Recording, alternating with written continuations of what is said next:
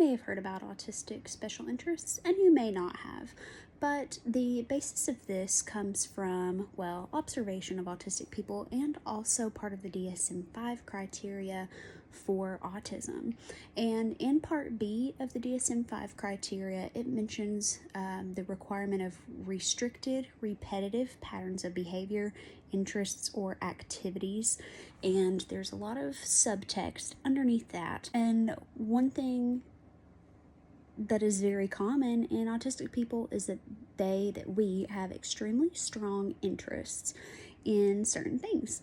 And that could be in one particular thing. For some people, that could be a handful of different things for others. And I want to talk about the happiness and comfort and stability that special interests bring for autistic people. When I say that we have particular interests, I mean particular interests. So these are things, a special interest is just a whole nother level than just an interest. This is something that the person is thinking about multiple times a day, every single day. It's something that they are having dreams about. It's something that they are researching constantly. It's something that they're seeking out and doing every day, multiple times a week. It is something that helps soothe their soul. It brings them joy that feels like it's going to explode their body from just how immense the excitement and joy is for this thing.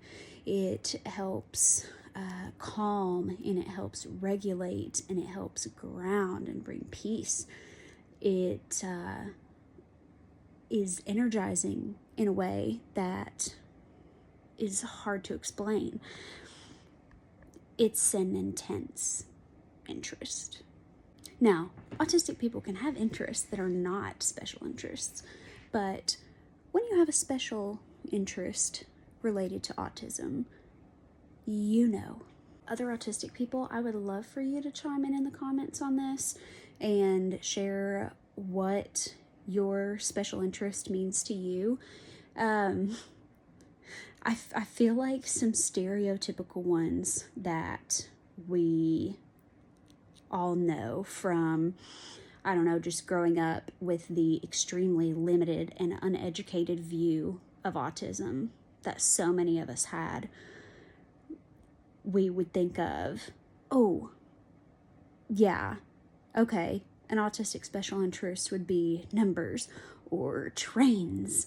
And there are autistic people whose special interests are numbers or are trains, but it is not limited to that at all. And the options, of course, are limitless.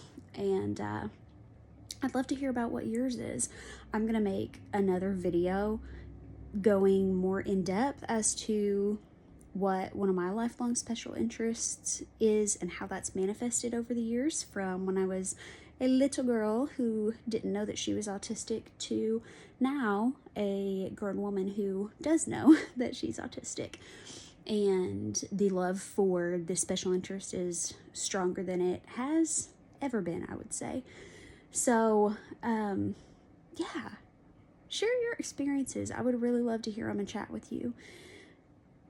Do some research, neurotypical people, on autism and special interests, and also just be proud and willing to support your autistic family members and autistic friends' special interests. Refrain from judging others out in public who might be dressed in entirely Naruto themed clothing, or carrying around a comfort plushie, or whatever the thing may be that you think is odd. That could be their special interest and something that brings them immense joy. And who are we to crap on people who are getting joy out of something that's not harming anybody? Come on. Anyway, happy Autism Awareness and Acceptance Month. Bye for now.